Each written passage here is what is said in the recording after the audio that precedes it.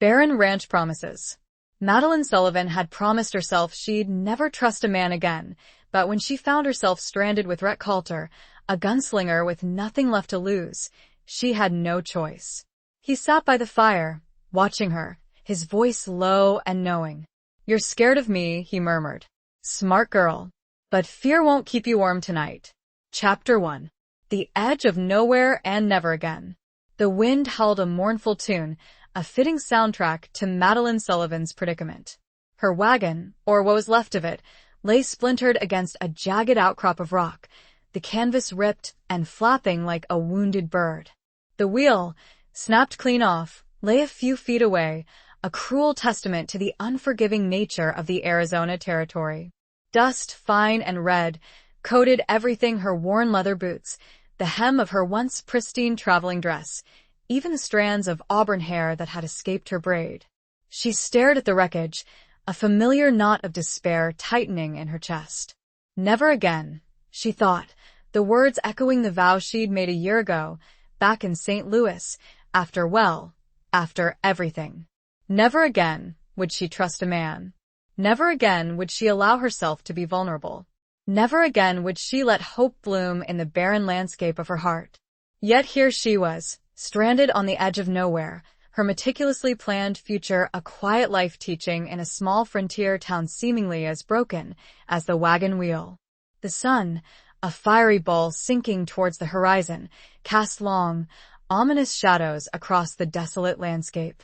Fear, cold and sharp, pricked at the edges of her composure. She was alone, utterly, terrifyingly alone. The vastness of the desert pressed in on her, a suffocating reminder of her insignificance. She hugged herself, the thin fabric of her dress offering little protection against the growing chill. She had to think, had to do something.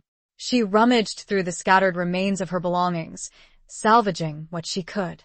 A dented tin of biscuits, a half-empty water canteen, a small, worn Bible her mother's, and a sturdy, if slightly rusted, hunting knife. Her fingers brushed against a small, velvet pouch tucked deep within her satchel. Inside, nestled amongst dried lavender, was a single, tarnished silver locket. She opened it, her breath catching in her throat. 2 miniature portraits stared back at her. Her parents, their faces young and full of a hope that had long since faded. She closed the locket, a fresh wave of grief washing over her. They wouldn't want her to give up. A sound, the snort of a horse, cut through the silence. Madeline's heart leaped into her throat. She scrambled to her feet, clutching the hunting knife, her eyes scanning the horizon. A figure emerged from the gathering dusk, riding slowly towards her. A man, tall, lean, silhouetted against the dying light. He sat tall in the saddle, his posture radiating a quiet confidence that both intrigued and terrified her. As he drew closer, she could make out more details. A wide-brimmed hat casting his face in shadow, a worn leather duster, and the glint of a rifle strapped across his back. And, unmistakably, the twin holsters strapped to his hips, the polished steel of the revolvers catching the last rays of the sun. A gunslinger. Just what she needed. He reined in his horse a few feet from her, the animal snorting and pawing at the ground. He didn't speak, his eyes, dark and unreadable, taking in the scene: the wrecked wagon, the scattered belongings, and Madeline herself, standing there with her knife held defensively. The silence stretched, thick and heavy, punctuated only by the wind and the occasional whimper of the horse. Finally, he spoke, his voice a low, gravelly drawl that sent a shiver down her spine. "Looks like you've had a bit of trouble, ma'am." Madeline swallowed, her throat dry. Yes," she managed, her voice barely a whisper. She gripped the knife tighter, her knuckles white. He dismounted, the movement fluid and graceful, belying the underlying power in his lean frame. He stood there, towering over her, and for a moment, Madeline felt a wave of pure, unadulterated terror. She was at his mercy, completely and utterly. He took a step closer, and she instinctively recoiled. He stopped, his eyes narrowing slightly. "I ain't gonna hurt you," he said, his voice still low, but with a hint of something else. "Patience? Resignation? How do I know that?" she challenged, her voice trembling despite her efforts to sound brave. He gave a slight shrug, a ghost of a smile playing on his lips. You don't. But you're out here alone, and the sun's almost gone. You got a choice to make, ma'am. Trust me, or take your chances with the night. Madeline looked around, at the darkening sky, at the vast, empty expanse of the desert. She thought of the coyotes she'd heard howling earlier, of the stories she heard of bandits and outlaws roaming these lands. Her chances, she knew, were slim. She lowered the knife, her hand still shaking. Who are you? He tilted his head, studying her for a long moment. Name's Rhett Coulter, he said finally. And you, ma'am? Madeline, she replied, her voice still unsteady. Madeline Sullivan. He nodded, as if filing the name away. Well, Miss Sullivan, he said, his gaze sweeping over the wrecked wagon again. Looks like you're stuck with me for the night. He gestured towards a small, flickering fire he had apparently started while she'd been lost in her despair. Come on over. It's getting cold. He turned and walked towards the fire, leaving Madeline standing there, her mind reeling. She was stranded in the middle of nowhere, with a gunslinger she didn't know, a man who radiated danger and a quiet, unsettling intensity. Never again, she'd vowed. But fate, it seemed, had other plans. The wind picked up, whipping her hair around her face, carrying with it the faint scent of wood smoke and something else, something wild and untamed. She had a feeling this night was just the beginning of a very long, very dangerous journey. And despite everything, a tiny flicker of something that felt almost like hope began to stir within her. Chapter 2. A stranger's fire in the bitter cold. The fire was small, but its warmth was a welcome embrace against the encroaching desert chill. Madeline approached cautiously, her eyes never leaving Rhett Coulter. He sat cross-legged on the ground, his back against a weathered saddle, his gaze fixed on the dancing flames. He'd removed his hat, revealing a face that was surprisingly handsome, though etched with lines of hardship and a weariness that seemed to settle deep in his bones. His hair, the color of dark, roasted coffee beans, was streaked with silver at the temples, and his eyes, when they met hers, were a startling shade of blue-gray, like a stormy sky. He gestured to a flat rock opposite him. Sit, he said, his voice softer now, devoid of the earlier edge. You look like you're about to fall over. Madeline hesitated for a moment, then slowly lowered herself onto the rock. The heat from the fire radiated outwards, warming her chilled skin. She kept a wary distance, her hands clasped tightly in her lap. The silence stretched between them, punctuated only by the crackle of the flames and the distant howl of a coyote. Rhett Coulter reached into his saddlebag and pulled out a small, dented tin cup and a flask. He poured a generous amount of liquid into the cup and offered it to her. Whiskey, he said. It'll help with the cold. Madeline shook her head. No, thank you. She'd never been one for strong drink, and the thought of being even slightly less in control of her faculties in this situation was terrifying. He shrugged and took a long swig from the cup himself. He didn't seem offended by her refusal. He simply watched her, his blue-gray eyes intense and unwavering. So, he said after a moment, setting the cup down beside him. What brings a woman like you out here, all alone? Madeline stiffened. She wasn't ready to share her story, not with this stranger. Not with anyone. I was traveling, she said vaguely, to a new teaching position. He raised an eyebrow, a hint of skepticism in his gaze. Teaching, huh? Out here? She nodded, her chin lifting slightly. There's a small town, Willow Creek. I was hired to teach at their schoolhouse. He let out a low whistle. Willow Creek. That's a rough place. Not exactly where I'd expect to find a schoolmarm. Madeline bristled at his tone. I'm perfectly capable of taking care of myself, she said, her voice sharper than she intended. He chuckled, a low rumble in his chest. I don't doubt that, Miss Sullivan. But this ain't St. Louis. This is the Arizona Territory. And it ain't always kinda well, to anyone. His words struck a chord, echoing the doubts that had been gnawing at her since she'd set out on this journey. She looked away, her gaze fixed on the flickering flames. The firelight danced to her eyes, reflecting the turmoil within her. She thought of the letter she'd received from the Willow Creek School Board, the promise of a fresh start, a chance to rebuild her life. It had seemed like a lifeline, a beacon of hope in the darkness. Now it felt like a foolish dream. "I had a life, back in St. Louis," she said quietly, her voice barely above a whisper. "A good life. But things happened." She couldn't bring herself to say the words, to relive the pain, the betrayal. Rhett Coulter didn't press her. He simply sat there listening, his presence a surprisingly comforting weight in the vast emptiness of the desert. "I needed to get away," she continued, her voice trembling slightly. "To start over. Somewhere where no one knew me. Where I could forget." He nodded slowly. "Running away, huh?" She looked up at him, her eyes meeting his. "Is that what you think I'm doing?" He shrugged. "Sometimes, running is the only thing you can do. But you can't outrun yourself, Miss Sullivan. The past, it always catches up." His words hung in the air, heavy with unspoken meaning. Madeline wondered about his past, about the ghosts that haunted him. He seemed to carry a burden of his own, a weight that mirrored her own. He reached into his saddlebag again and pulled out a small, folded piece of cloth. He unwrapped it, revealing a chunk of dried beef and a hard biscuit. He offered it to her. "Eat," he said. "You need to keep your strength up." This time, Madeline accepted. She was ravenous, and the simple food tasted like a feast. They ate in silence, the only sounds the crackling fire and the occasional sigh of the wind. As she ate, she studied him, trying to decipher the man behind the rugged exterior. He was a paradox, a gunslinger with a gentle touch, a man of few words who seemed to understand more than he let on. "Why are you helping me?" she asked suddenly, the question bursting out of her before she could stop it. He looked up at her, his blue-gray eyes piercing.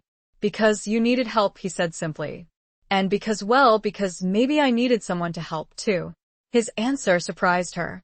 It was honest, vulnerable, and it hinted at a loneliness that resonated deep within her own soul. He sat by the fire, watching her, his voice low and knowing. "You're scared of me," he murmured. "Smart girl. But fear won't keep you warm tonight." He rose with an almost unsettling fluid grace that sent a ripple of warning down her spine, despite the embers of warmth that had been banked low within her from his quiet company and the simple shared food. He moved, not towards her, but toward the tethered horses, running a hand along his own mount's flank.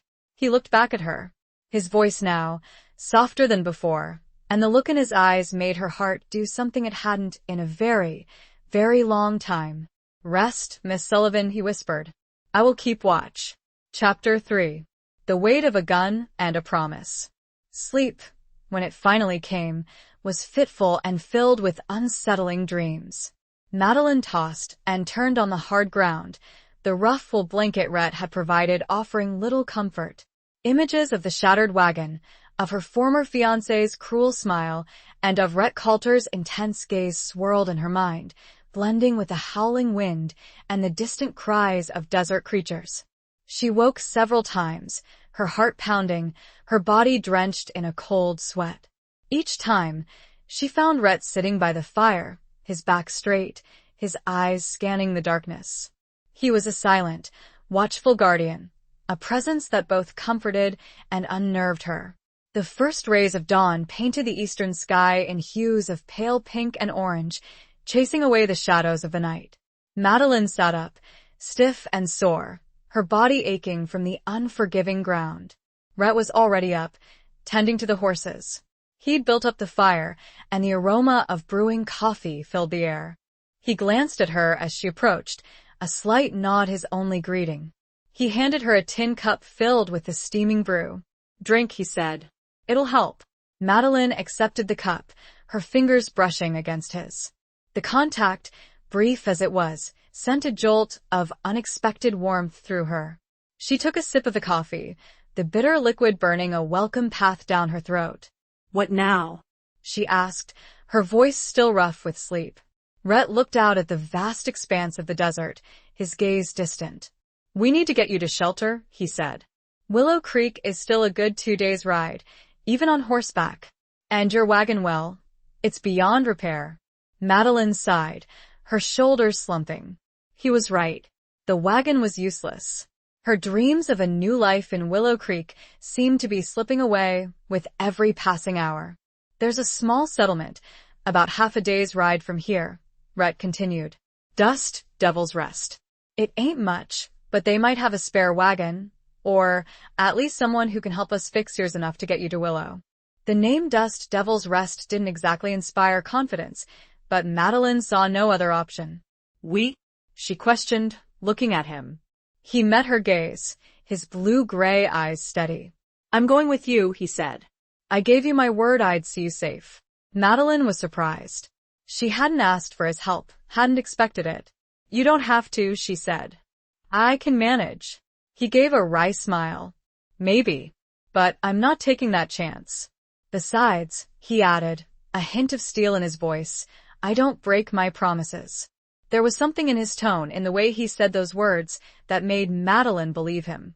She sensed a deep-seated code of honor beneath his rugged exterior, a commitment to his word that was as unyielding as the desert landscape around them. They packed up their meager belongings, Rhett working with an efficiency that spoke of years spent living on the frontier. He saddled his horse, a sturdy roan, and then helped Madeline onto the animal's back. She felt awkward and out of place, her riding skills rusty from years of disuse. Rhett mounted behind her, his body close to hers. She could feel the warmth of him through her thin dress, the steady beat of his heart against her back. It was an unsettling proximity, a reminder of her vulnerability, but also, strangely, a source of comfort. He reached around her to take the reins, his arm brushing against hers. Hold on tight, he said, his voice close to her ear.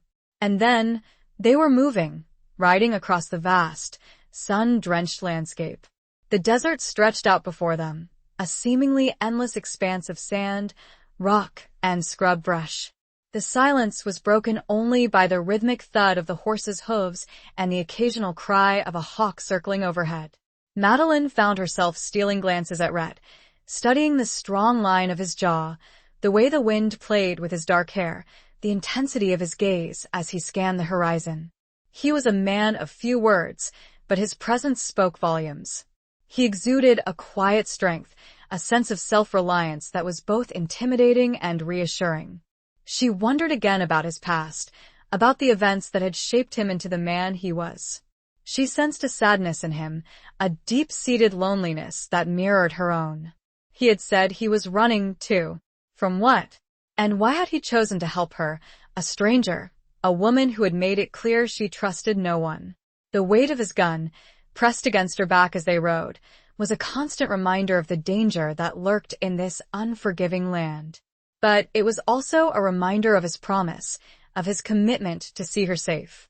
And as they rode on, under the watchful, unforgiving sky, Madeline began to feel a flicker of hope, a tentative trust in the man who had become her unexpected protector. She had a feeling that this journey, this unexpected detour with a stranger, and his oath was about to change everything. The air was thick with unspoken tensions, and the heat only intensified the slow burn of awareness growing between them. It was clear the landscape was not all that was unyielding. Chapter 4. Echoes of Betrayal in a Barren Land. The journey to Dust Devil's Rest was arduous. The sun beat down mercilessly, the heat radiating off the sand in shimmering waves. The landscape was stark and unforgiving, a seemingly endless expanse of rock, cacti, and scrub brush. Madeline's body ached, her throat was parched, and her spirits flagged. But Rhett pushed on, his determination unwavering. He seemed to be fueled by an inner strength, a resilience born of years spent battling the elements. They stopped briefly at midday to rest and water the horse. Rhett shared his meager rations with Madeline, a few strips of dried beef and a hard biscuit. They ate in silence, the vastness of the desert pressing in on them. As they sat there, Madeline found herself studying Rhett's hands. They were strong, calloused, the hands of a man who had known hard work and hardship. She noticed a thin, white scar that ran across the back of his left hand, a silent testament to some past encounter. She wondered about the story behind it, about the other scars he might carry, both visible and invisible. "What made you become a gunslinger?" she asked suddenly, the question blurting out before she could stop it. Rhett looked up at her, his blue-gray eyes unreadable. He hesitated for a moment, as if weighing his words carefully. "It wasn't a choice, not really," he said finally, his voice low and rough. "It was a necessity." "Necessity?" Madeline questioned, her brow furrowed. He shrugged, his gaze shifting away from hers.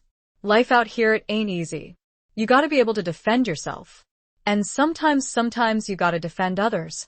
There was a hint of something else in his voice, a darkness that hinted at a deeper, more painful story. Madeline sensed that he was holding back, that there were things he wasn't telling her. Were you ever a lawman?" she asked, remembering tales she'd heard about gunslingers who had once worn a badge. He gave a short, bitter laugh. "No, ma'am. I ain't never been on the right side of the law. Not officially, anyway." His answer surprised her. She'd assumed, given his sense of honor, that he might have been a sheriff or a marshal at some point. But his words suggested a different path, a life lived on the edges of society, in the shadows between right and wrong. "But you help people," she said, remembering his willingness to come to her aid. "You're helping me." He met her gaze, his eyes intense. "That's different," he said. "That's a personal choice." Madeline sensed a complex web of motivations beneath his simple words. He was a man of contradictions, a gunslinger with a conscience, an outlaw with a code of honor. She found herself increasingly drawn to him, intrigued by the mystery that surrounded him. As they continued their journey, the landscape began to change. The flat, open desert gave way to rolling hills and rocky canyons. The air grew slightly cooler, and the vegetation became more sparse. They were entering a more desolate, even more unforgiving region. In the late afternoon, they came across a small, abandoned homestead. The cabin was little more than a crumbling shack, the roof partially collapsed, the windows long gone. A weathered corral stood nearby, empty and silent. It was a stark reminder of the fragility of life on the frontier, of the dreams that had been shattered by hardship and despair. Rhett reined in his horse, his eyes scanning the surroundings. "We'll rest here for a while," he said. "Give the horse a break." Madeline dismounted, her legs stiff and sore. She walked around the abandoned homestead, her heart heavy with a sense of sadness. She imagined the family who had once lived here, their hopes and dreams, their struggles and fears. What had happened to them? Had they given up? Had they moved on? Or had they perished, their lives claimed by the harsh realities of the frontier? She found a small, wooden cross leaning against the side of the cabin, its inscription weathered and faded. She knelt down, trying to decipher the words. "Sarah Miller," she read, her voice barely a whisper.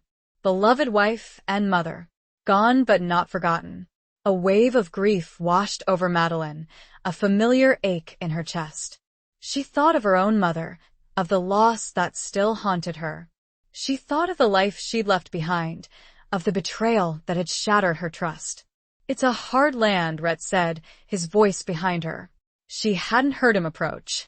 She turned to face him, her eyes filled with tears. "It is," she agreed. "It takes everything from you." He nodded, his gaze understanding. "It does," he said. "But it also gives something back. Strength, resilience, a chance to start over." His words resonated with her, echoing the hope that had brought her to this unforgiving land. She looked at him, her heart filled with a mix of gratitude and a growing, undeniable attraction. He was a stranger, a gunslinger, a man she barely knew. But he was also the only person who had offered her kindness, the only person who had stood by her when she was at her lowest. As the sun began to set, casting long shadows across the barren land, Madeline felt a shift within her. The echoes of betrayal still lingered, but they were fading, replaced by a growing sense of determination, a renewed belief in her own strength. And, for the first time in a long time, she felt a flicker of hope for the future, a future that, however uncertain, now included this enigmatic man and the unspoken promise that hung between them, thicker than the gathering twilight. It settled between them, like dust. Unseen but ever-present. Chapter 5. Beneath the watchful, unforgiving sky. The night at the abandoned homestead was cold, but the shared proximity to the small fire Rhett built offered a degree of warmth. They sat in silence, wrapped in their blankets, the vast, star-studded sky stretching out above them. It was a breathtaking sight, a stark contrast to the harsh realities of the land below. Millions of stars glittered like diamonds scattered across a velvet cloth, their light illuminating the desolate landscape with an ethereal glow. Madeline gazed up at the celestial display, her mind wandering. She'd always found solace in the night sky, in its vastness and its timeless beauty. It put things in perspective, reminded her that her own troubles, however significant they seemed, were but a small part of a much larger, grander scheme. "Do you ever look at the stars and wonder what's out there?" she asked quietly, breaking the silence. Rhett followed her gaze, his eyes scanning the heavens. "Sometimes," he said. "But mostly, I just look at them and appreciate their beauty. It's a reminder that there's still something good in this world, even in the darkest of times." His words struck a chord with Madeline. She'd been so focused on her own pain, on her own losses, that she'd forgotten to appreciate the simple beauty that surrounded her. "My mother used to say that every star was a soul, watching over us," she said, a wistful smile touching her lips. Rhett nodded. "I've heard that too," he said. "It's a comforting thought." They fell silent again, lost in their own thoughts, the only sounds the crackle of the fire and the distant howl of a coyote. Madeline found herself stealing glances at Rhett, studying his profile in the firelight. He seemed more relaxed now, his guard lowered, his usual intensity softened by the tranquility of the night.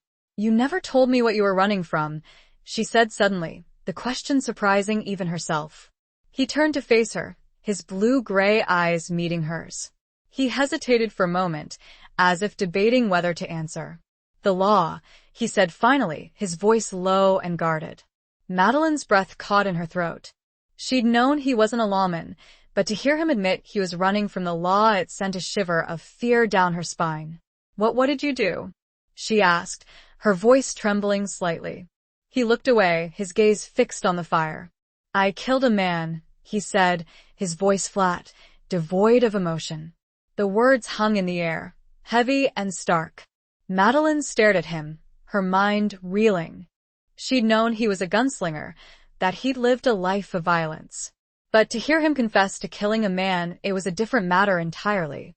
"Was it self-defense?" she asked, hoping against hope that he would say yes. He shook his head. "Not exactly," he said. "It was complicated." He didn't elaborate, and Madeline didn't press him. She sensed that he wasn't ready to share the full story, that there were layers of pain and regret beneath his stoic exterior. "I'm not a bad man, Miss Sullivan," he said, his voice earnest. "I've done things I'm not proud of, but I've always tried to do what's right, even when it meant breaking the law." Madeline believed him. She'd seen the kindness in his eyes, the gentleness in his touch, the unwavering commitment to his promise. He was a complex man, a man of contradictions, but she sensed a core of goodness within him, a moral compass that guided his actions, even in the most difficult of circumstances. "I believe you," she said, her voice soft but firm. He looked at her, his eyes searching hers. He seemed surprised by her words, by her unwavering trust. "Thank you," he said, his voice thick with emotion. A comfortable silence settled between them again, a silence filled with unspoken understanding. Madeline felt a connection to Rhett, a bond forged in shared hardship and mutual respect.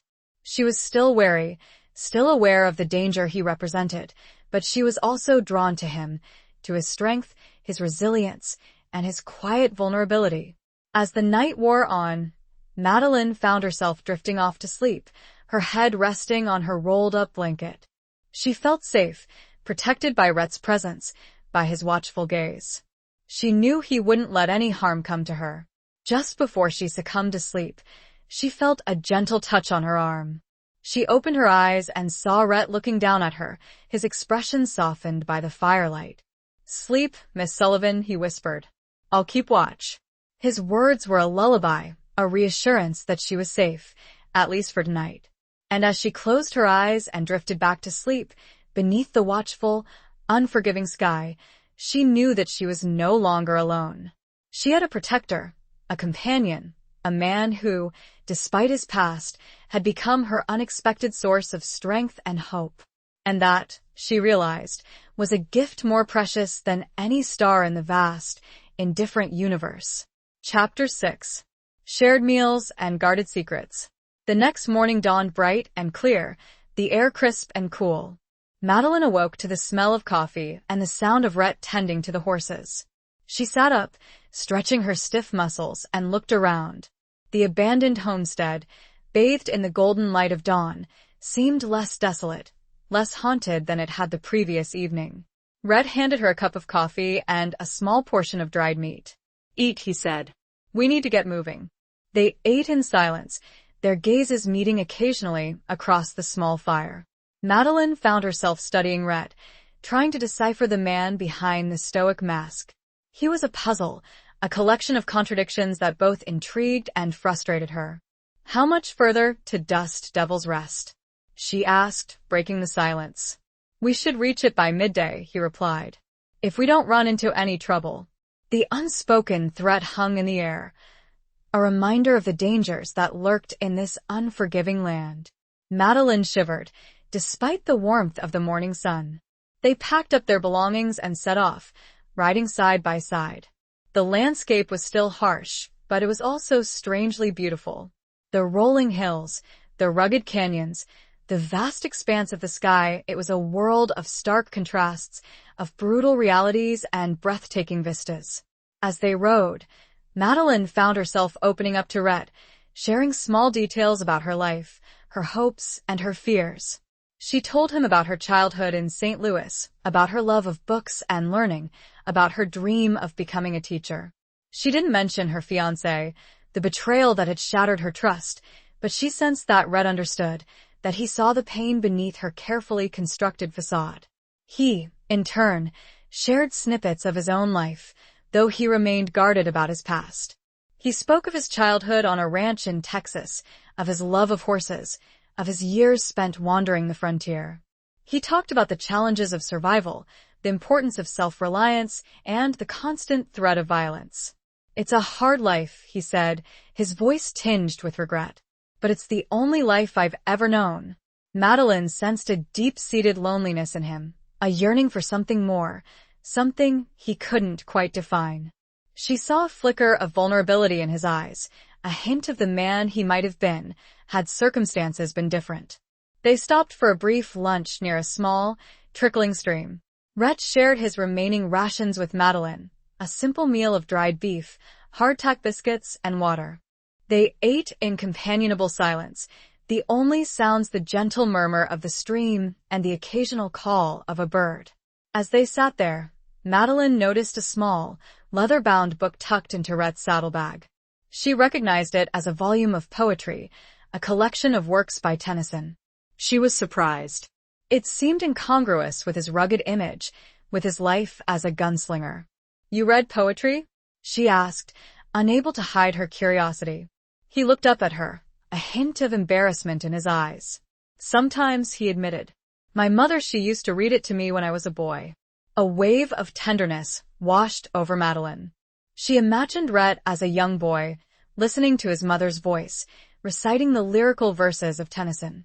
It was a glimpse into a different side of him, a softer, more vulnerable side. "It's beautiful," she said, her voice soft. "The poetry, I mean." He nodded, his gaze shifting away from hers. "It is," he agreed. "It reminds me of a different time, a different life." They finished their meal and continued their journey, the silence between them now filled with a deeper understanding, a shared appreciation for the small moments of beauty that could be found even in the harshest of landscapes. Madeline felt a growing connection to Rhett, a bond that transcended their different backgrounds, their different paths in life. She was still wary, still aware of the danger he represented, but she was also increasingly drawn to him, to his quiet strength, his hidden depths, and his unexpected tenderness. As they approached Dust Devil's Rest, the landscape began to change again. The rolling hills gave way to a flat, dusty plain, and in the distance, Madeline could make out a cluster of buildings, a small oasis of civilization in the vast emptiness of the desert. The sun was beating down with increased intensity, and every shared glance, every accidental brush of skin against skin as they rode, seemed to magnify under its relentless glare. It felt as though the desert itself was holding its breath. Chapter 7. The Ghost Town of Broken Dreams. Dust Devil's Rest was a fitting name for the desolate settlement that greeted them. It was little more than a collection of ramshackle buildings huddled together on a dusty plain, a testament to faded hopes and broken dreams. A few weathered structures lined the main street, a saloon with swinging doors, a general store with boarded-up windows, a blacksmith shop that looked deserted, and a small, dilapidated church with a crooked steeple. The place had an air of abandonment, as if the inhabitants had long since given up and moved on. A few scrawny chickens scratched in the dirt, and a mangy dog barked half-heartedly as they rode into town. The only sign of human life was a lone figure sitting on the porch of the saloon, a grizzled old man with a weathered face and a vacant stare. Rhett reined in his horse in front of the saloon. "Stay here," he said to Madeline. "I'll see if I can find anyone who can help us." Madeline nodded, her heart pounding with a mixture of apprehension and exhaustion. She watched as Rhett dismounted and approached the old man. They spoke for a few minutes, their voices low and indistinct. Then, Rhett turned and gestured for Madeline to join him. The old man, whose name was Jedediah, was the caretaker of Dust Devil's Rest, or what was left of it. He told them that most of the residents had left years ago, driven away by drought, disease, and the constant threat of Indian raids. The town was a ghost of its former self, a relic of a bygone era. "There ain't much here," Jedediah said, his voice raspy and weak. "But you're welcome to stay the night. There's a few empty rooms above the saloon. Ain't been used in years, but they're better than nothin'." Rhett thanked him and helped Madeline dismount. She felt a wave of despair wash over her. Dust Devil's Rest was even worse than she'd imagined. It was a dead end, a place where dreams went to die. They followed Jedediah into the saloon, the interior dim and dusty. The air was thick with the smell of stale beer and decay. A few broken chairs and tables were scattered around the room, and a long, scarred bar ran along one wall. Jedediah led them up a creaking staircase to the second floor. The rooms were small and sparsely furnished, each containing a narrow bed, a rickety chair, and a wash basin. The windows were covered in a thick layer of dust, and the air was stifling. "Choose whichever you like," Jedediah said, gesturing vaguely. "I'll bring up some water for washin'." Madeline chose a room at the end of the hall, the one with the least amount of dust. She sank onto the bed, her body aching with fatigue. She felt a sense of hopelessness, a feeling that she was trapped in this desolate place, her dreams of a new life fading away with every passing moment. Rhett entered the room, his presence filling the small space. He looked around, his expression grim. "It ain't much," he said, "but it's shelter." Madeline nodded, her eyes filling with tears. "I don't know what to do," she said, her voice trembling. "My wagon is ruined, I have no money, and I'm stuck in this godforsaken place." Rhett sat down beside her on the bed, his hand gently touching her arm. "We'll figure something out," he said, his voice soothing. "I promised I'd get you to Willow Creek, and I will." His words, his touch, gave her a small measure of comfort. She leaned into him, her head resting on his shoulder. She felt his strength, his warmth, and for a moment, she allowed herself to forget her troubles, to simply be held. "Thank you," she whispered, her voice thick with emotion. "For everything." He didn't reply, but she felt his arm tighten around her, a silent reassurance that he was there for her. They stayed like that for a long time, wrapped in each other's arms, the silence broken only by the creaking of the old building and the distant howl of the wind. Madeline felt a sense of peace, a feeling of safety that she hadn't experienced in a long time. She knew that Rhett was a dangerous man, a man with a troubled past, but she also knew that he was her protector, her friend, and perhaps something more. As the sun began to set, casting long shadows across the dusty room, Madeline realized that she was falling in love with this enigmatic gunslinger, this man who had ridden into her life out of nowhere and changed everything. The realization was both terrifying and exhilarating, a dangerous gamble in a world where trust was a rare and precious commodity. He was a risk. She knew this in the set of her weary shoulders, but sitting there, embraced in the quiet of a ghost town that spoke of broken dreams, she felt him looking at her. And for the first time since leaving St. Louis, Madeline entertained the idea that perhaps broken dreams weren't always the end of the story. Chapter 8. A storm of dust and regret. The promised water never arrived, and neither did Jedediah. As darkness fell, Dust Devil's rest became even more eerie, the silence broken only by the creaking of the old buildings and the howling wind. Madeline and Rhett sat in her room, the only light source of flickering candle Rhett had found in the saloon. "He's probably just forgotten," Madeline said, trying to sound optimistic, but a knot of unease was tightening in her stomach. Rhett shook his head. "Something's not right," he said, his voice low and tense. "I don't like this place." His words echoed her own fears. There was a palpable sense of unease in the air, a feeling of being watched, of being trapped. Suddenly, a loud crash from downstairs shattered the silence. Rhett jumped to his feet, his hand instantly going to his gun. "Stay here," he ordered, his voice sharp. Madeline nodded, her heart pounding in her chest. She watched as Rhett slipped out of the room, his movements silent and swift. She held her breath, listening intently, her ears straining to hear any sound over the pounding of her own heart. Minutes stretched into an eternity. The silence was broken only by the creaking of the building and the howling wind, which had picked up considerably, rattling the windows and whipping dust against the walls. Then, she heard a muffled shout, followed by the sound of a struggle. Madeline's blood ran cold. She grabbed the small hunting knife she'd salvaged from her wagon, her hand shaking. She had to do something. She couldn't just sit here and wait. She crept to the door, her heart pounding against her ribs like a trapped bird. She peered out into the hallway, the flickering candlelight casting long, dancing shadows. The hallway was empty. She slowly made her way down the creaking staircase, the knife clutched tightly in her hand. The saloon was a scene of chaos. Chairs and tables were overturned, and broken glass littered the floor. In the center of the room, Rhett was struggling with two men, their faces obscured by bandanas. One of the men had Rhett in a headlock, while the other was trying to wrest his gun from his hand. Rhett fought back fiercely, his movements quick and powerful, but he was outnumbered. Madeline didn't hesitate. She charged into the room, screaming, and plunged her knife into the arm of the man holding Rhett. The man yelled in pain and released his grip. Rhett, seizing the opportunity, twisted free and punched the other man in the face, sending him sprawling. The two men, recovering quickly, turned their attention to Madeline. They were both burly and menacing, their eyes filled with rage. One of them lunged at her, his hand reaching for her throat. Madeline ducked, narrowly avoiding his grasp. She slashed out with her knife, catching him on the cheek.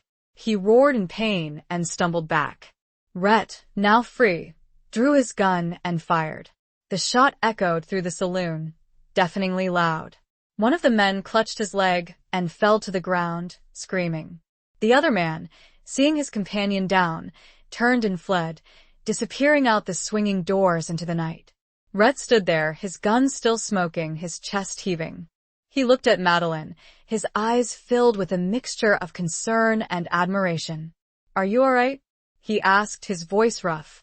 Madeline nodded, her body trembling from the adrenaline rush. "Yes," she said, her voice shaky. "Are you?" He nodded. "I'm fine," he said. "Thanks to you." He lowered his gun and holstered it.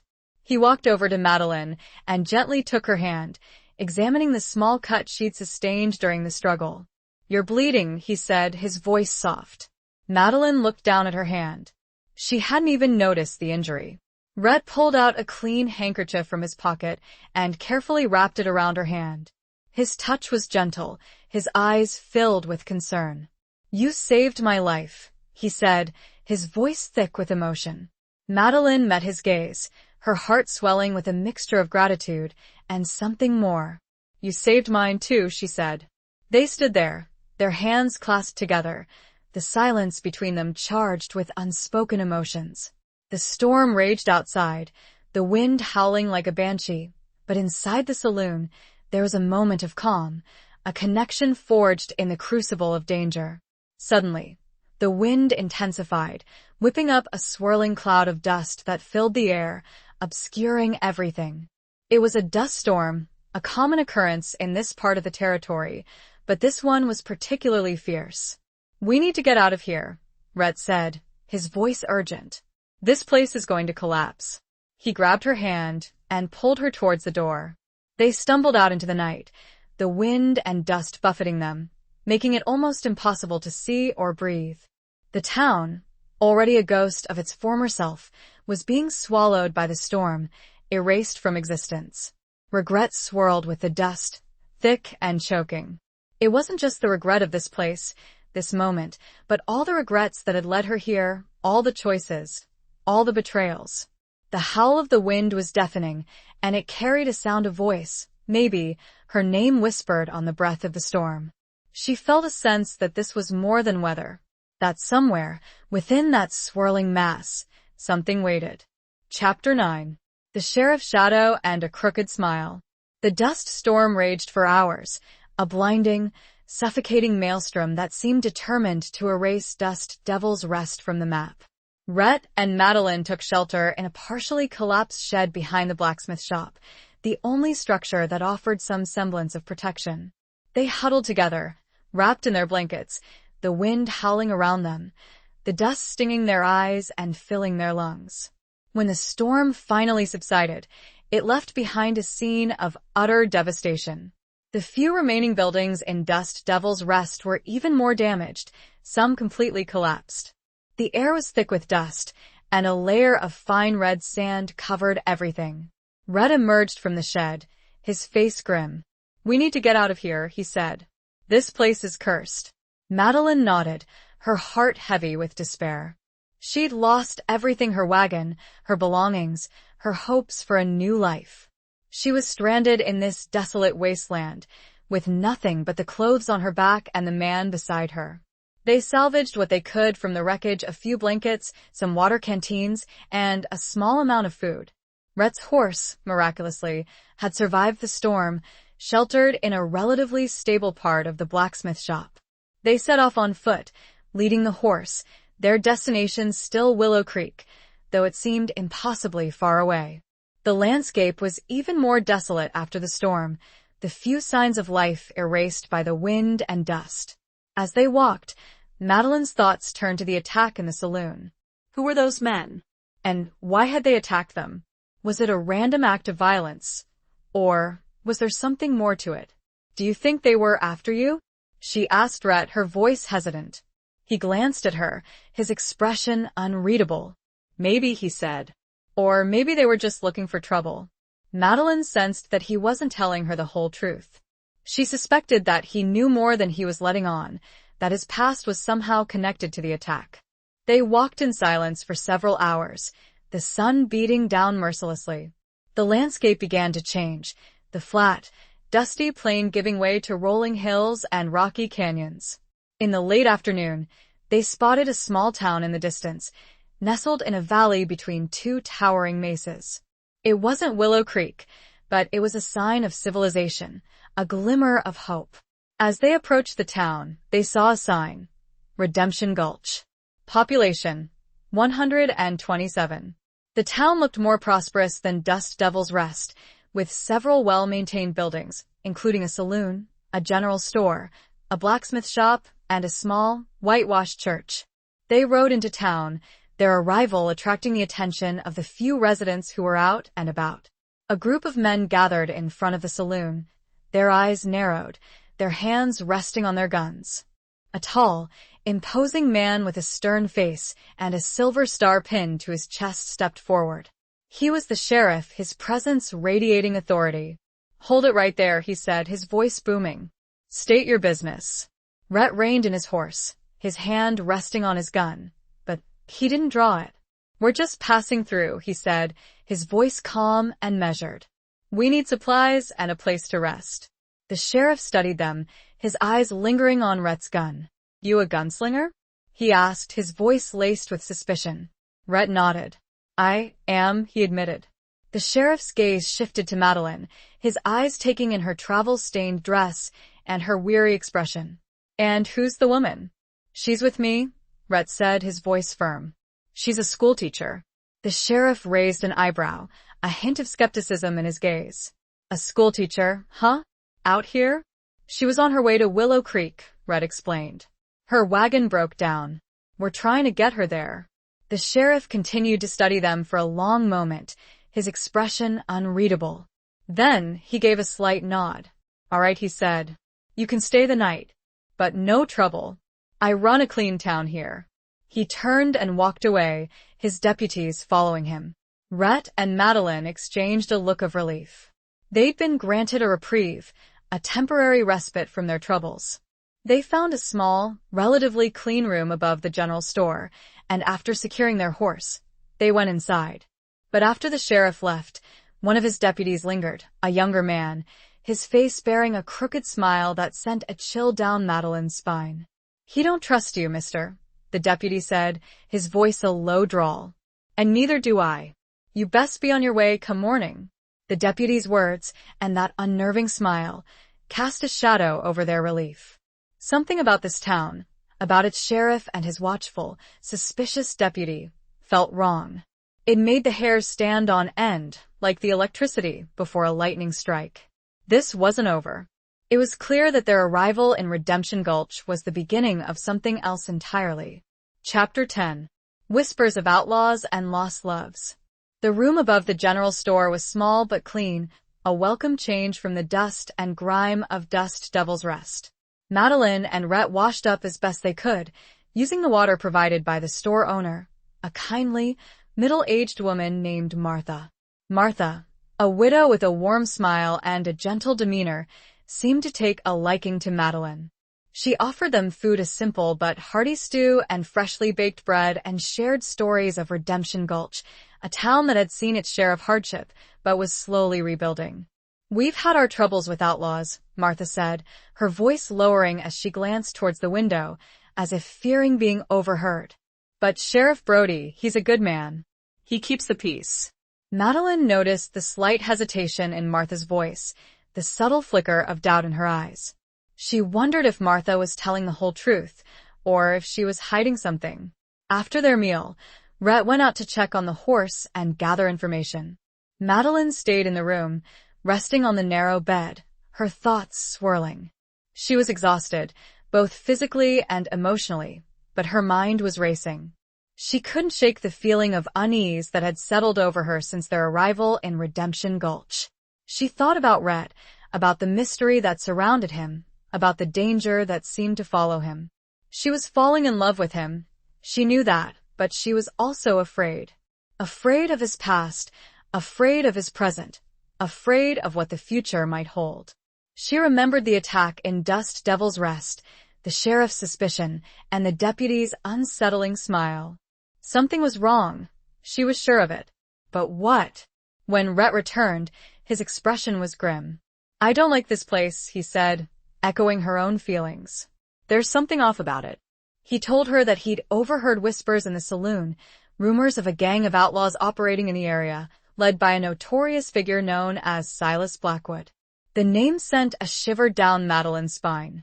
She'd heard stories of Blackwood, a ruthless killer who terrorized the territory, leaving a trail of blood and destruction in his wake. They say Blackwood has connections in Redemption Gulch, Rhett continued. That he uses the town as a hideout, a place to rest and resupply. Madeline's blood ran cold. Could the sheriff be involved? Could he be protecting Blackwood? The thought was terrifying. We need to leave, she said, her voice urgent. We need to get out of here. Rhett nodded. I agree, he said. But we need to be careful. If the sheriff is involved, he won't let us leave without a fight. They decided to leave at first light, before the town awoke. They would sneak out quietly, avoiding the main street, and head towards Willow Creek, hoping to reach it before they were discovered. As night fell, Madeline found herself unable to sleep. She lay in bed, listening to Rhett's steady breathing, her mind racing. She thought about her life, about the choices she'd made, about the path that had led her to this moment. She remembered her fiancé, the man she'd once loved, the man who had betrayed her. She'd thought she'd never trust again, never love again. But Rhett had changed that. He'd shown her kindness, compassion, and a quiet strength that had drawn her to him. She reached out and touched his arm, her fingers tracing the outline of his muscles.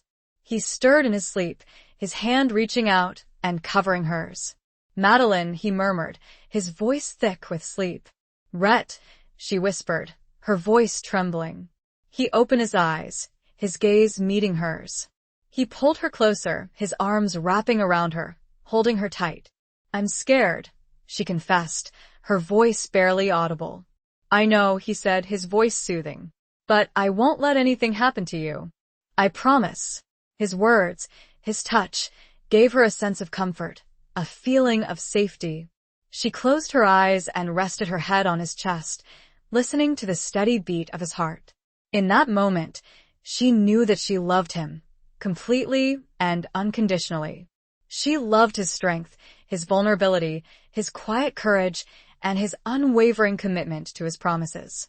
But as she drifted off to sleep in his arms, she couldn't shake the feeling that their newfound love was a fragile thing, a delicate flower blooming in a desolate wasteland, threatened by the shadows of outlaws and lost loves, and the secrets that lay hidden beneath the surface of Redemption Gulch. It was a love born of desperation and danger, and whether it could survive remained to be seen. The air was still, heavy with anticipation of another storm, this one not of dust, but of something far more dangerous. Chapter 11. The Price of Freedom, the Cost of Trust. They left Redemption Gulch before dawn, slipping out of the room and retrieving their horse without being seen. The town was still asleep, shrouded in a pre-dawn mist, the silence broken only by the occasional crow of a rooster.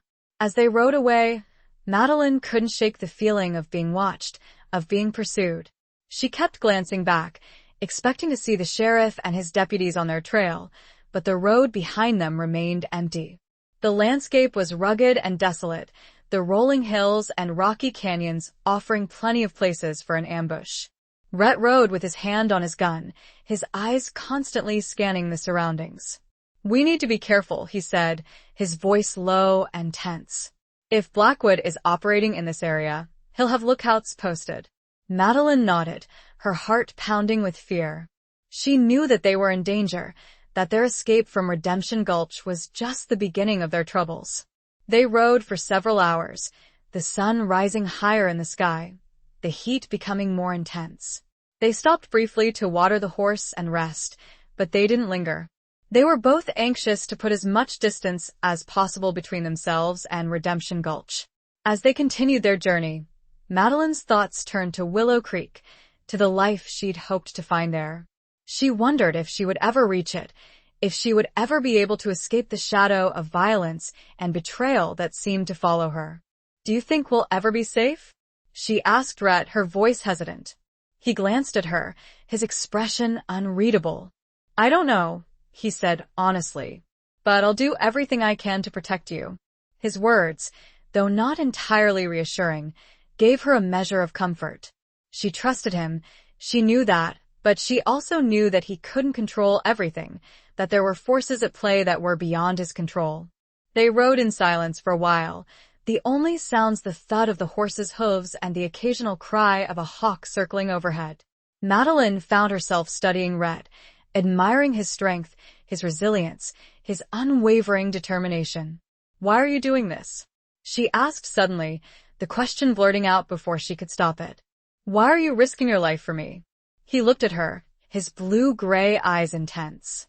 "Because I care about you," he said simply. "Because I love you." His words took her breath away. She'd known, she'd felt it, but to hear him say it, it was a different matter entirely. "I love you too," she confessed, her voice trembling. He smiled, a rare, genuine smile that transformed his face. He reached out and took her hand, his fingers intertwining with hers. "We'll get through this," he said, his voice firm. Together. Their moment of intimacy was shattered by the sound of gunfire. A bullet whizzed past Madeline's head, narrowly missing her. She screamed, her body instinctively ducking. Rhett pulled her close, shielding her with his body. He drew his gun and scanned the surrounding hills, looking for the source of the shots. "Ambush!" he yelled. "Get down." They dismounted, taking cover behind a large rock. Rhett returned fire, his shots echoing through the canyons. Madeline huddled behind the rock, her heart pounding in her chest. She was terrified, but she also felt a surge of adrenaline, a determination to survive. She peeked out from behind the rock and saw several figures on horseback, their faces obscured by bandanas, firing at them. It was Blackwood's gang, she was sure of it. The gunfight raged for several minutes, the air filled with the sound of gunfire and the shouts of the outlaws.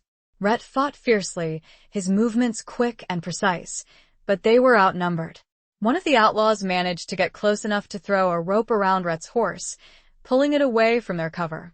The horse reared and whinnied, its eyes wide with fear. "No!" Madeline screamed, her heart breaking for the frightened animal. Rhett, seeing the horse in danger, charged out from behind the rock, firing at the outlaws. He managed to shoot one of them, but the others continued to fire at him. A bullet struck Rhett in the shoulder, spinning him around. He cried out in pain and fell to the ground. Madeline's blood ran cold. She watched in horror as Rhett lay there, wounded and vulnerable, the outlaws closing in on him. She knew that she had to do something.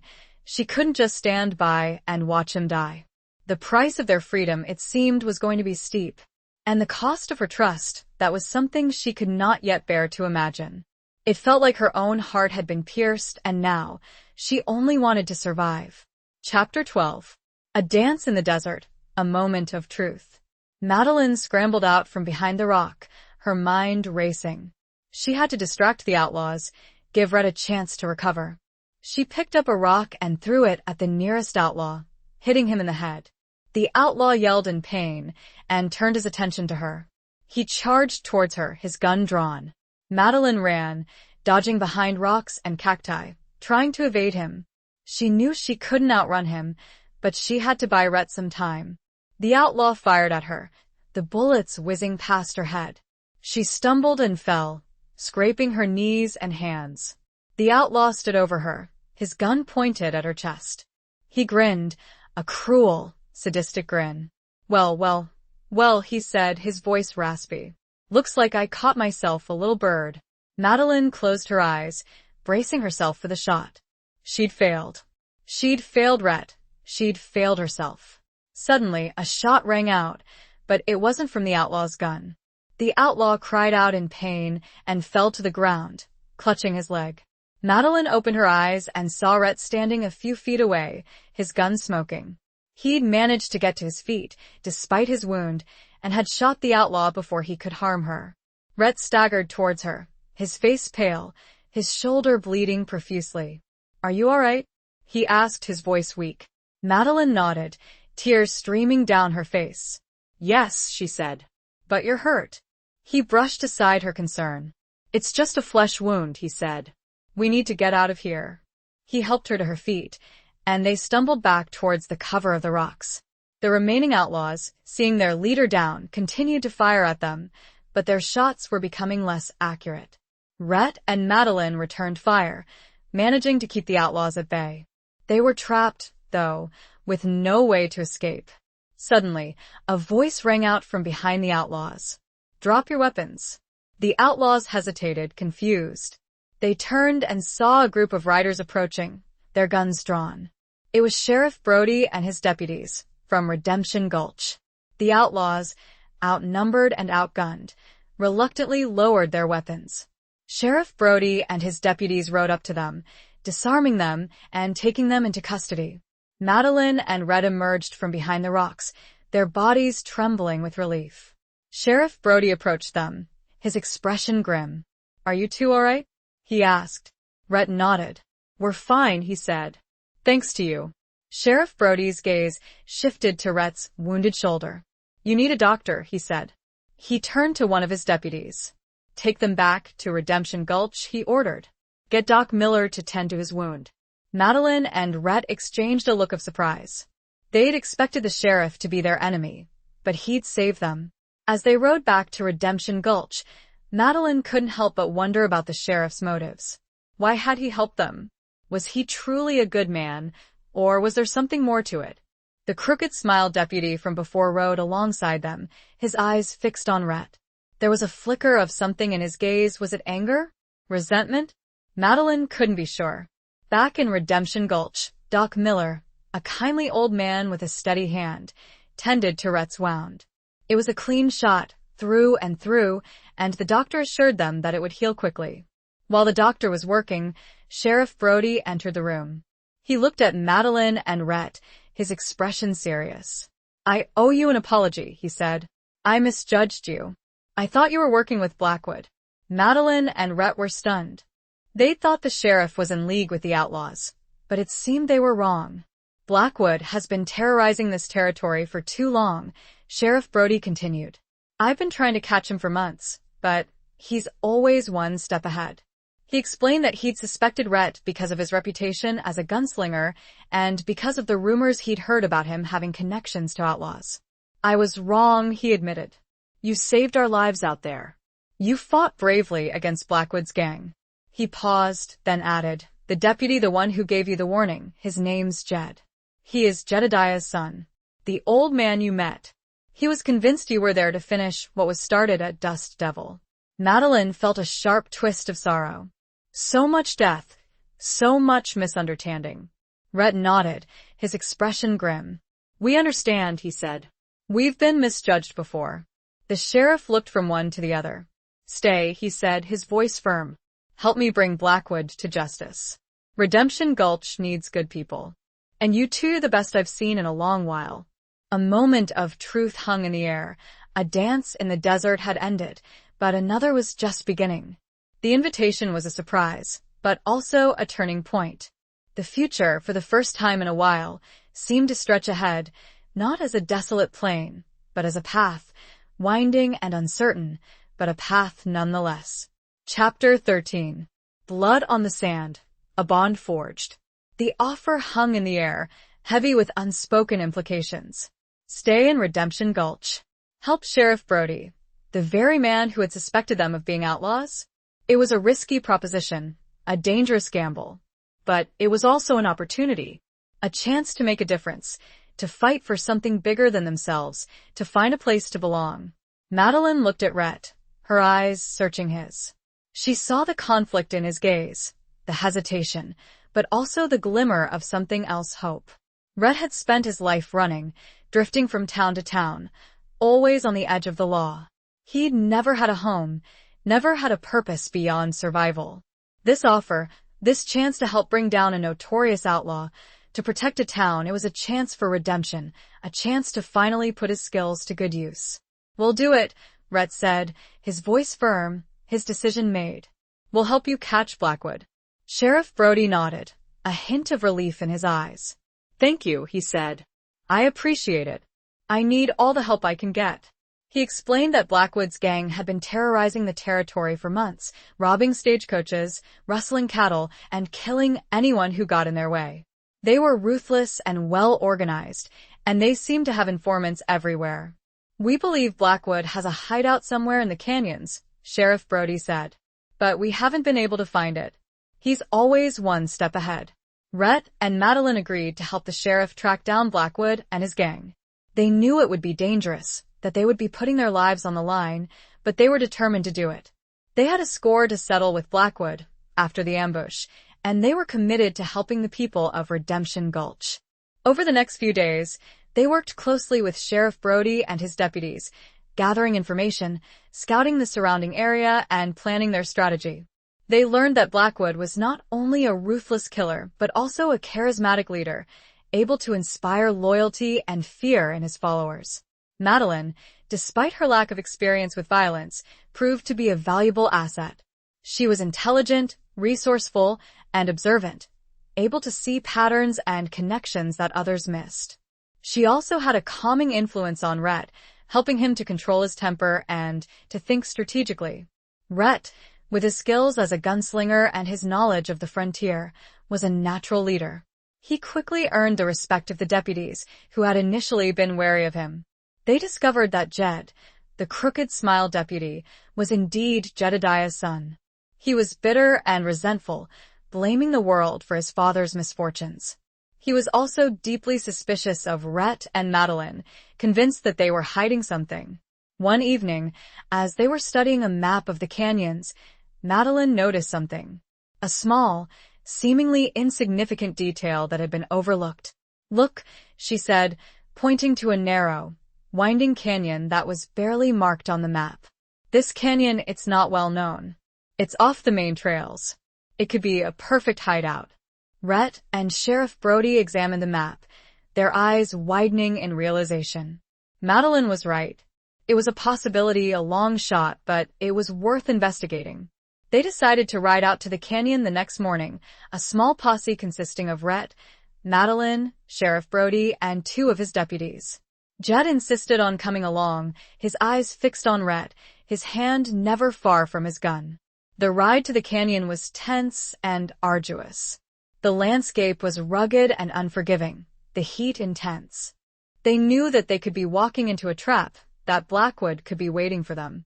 As they entered the narrow canyon, the walls closing in around them, the silence became oppressive. The air was thick with anticipation, with a feeling of imminent danger. Suddenly, shots rang out from above. They were ambushed. The posse scattered, taking cover behind rocks and boulders. Rhett and Madeline found themselves pinned down, bullets whizzing past their heads. Sheriff Brody was wounded in the leg, and one of the deputies was killed instantly. Jed, surprisingly, fought bravely, returning fire with surprising accuracy. The gunfight raged for what seemed like an eternity. Rhett and Madeline fought side by side, their movements coordinated, their trust in each other absolute. Rhett managed to shoot 2 of the outlaws, but there were still several more. They were outnumbered, outgunned, and trapped. Suddenly, Madeline saw an opportunity. A narrow crevice in the canyon wall, just large enough for a person to squeeze through. "Rhett," she yelled. "Over there. We can flank them." Rhett saw it too. He nodded, his eyes filled with determination. He provided cover fire while Madeline crawled through the crevice, her heart pounding in her chest. She emerged behind the outlaws, surprising them. She fired her gun, hitting one of them in the back.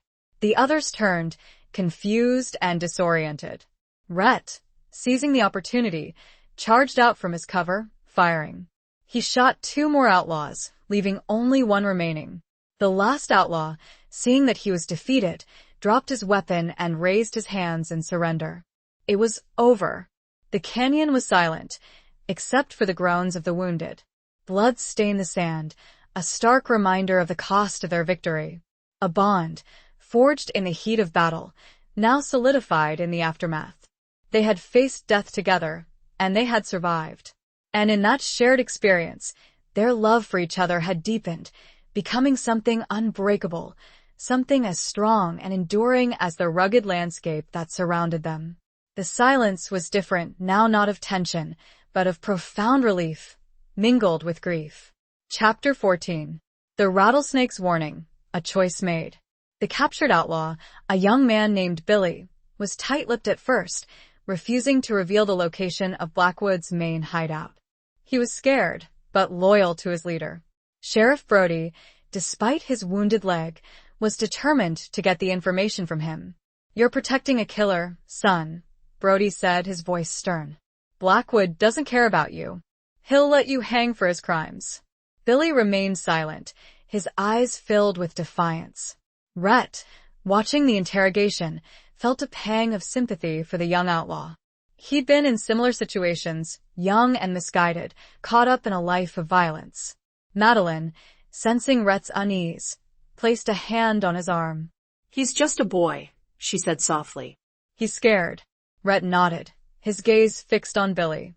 He knew that force wouldn't work, that they needed a different approach. He stepped forward, his voice calm and measured. "Billy," he said, "I know what it's like to be in your shoes. To be young, to make mistakes, to follow the wrong path."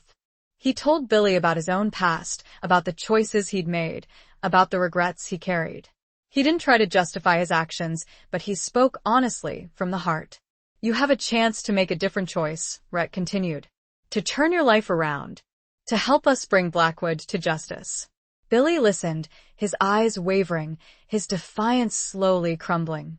He saw the sincerity in Rhett's eyes, the understanding and the pain. Finally, he spoke, his voice barely a whisper. "The hideout, it's in the old silver mine," he said. "Hidden Valley. North of here." The information was a breakthrough, a crucial piece of the puzzle. Sheriff Brody thanked Billy, promising him leniency if he cooperated fully. They returned to Redemption Gulch, their spirits lifted by their success, but also saddened by the loss of one of their deputies. The town was in mourning, but there was also a sense of determination, a renewed commitment to bringing Blackwood to justice.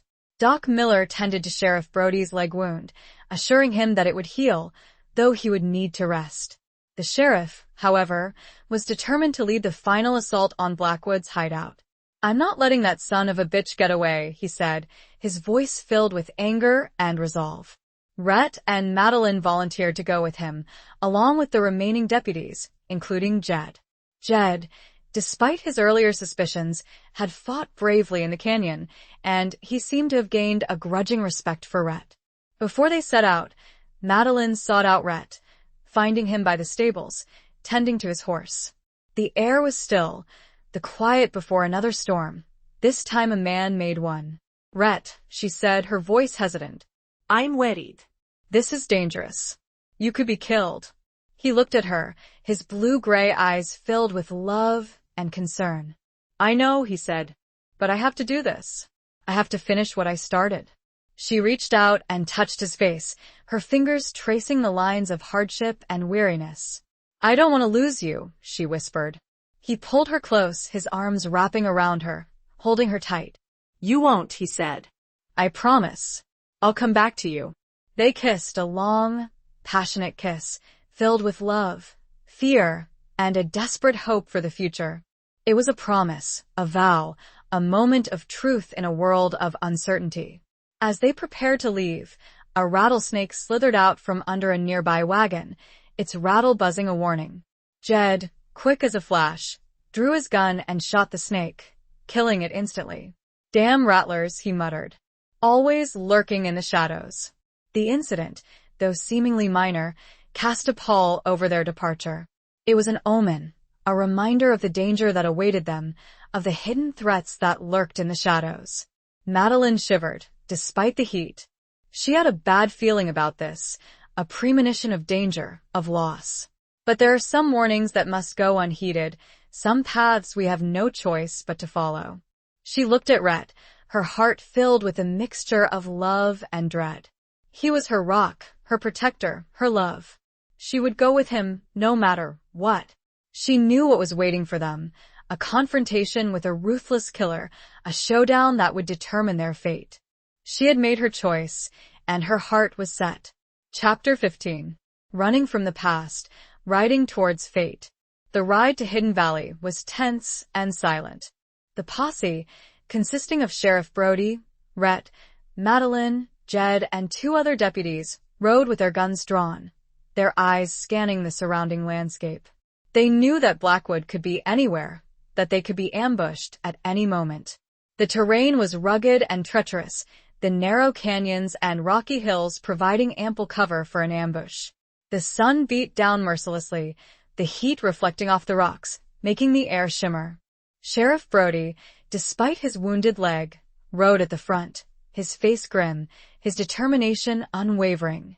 He was a man driven by a sense of justice, by a need to avenge the deaths of his deputies and to protect the people of his territory. Rhett rode beside Madeline, his presence a constant source of comfort and strength.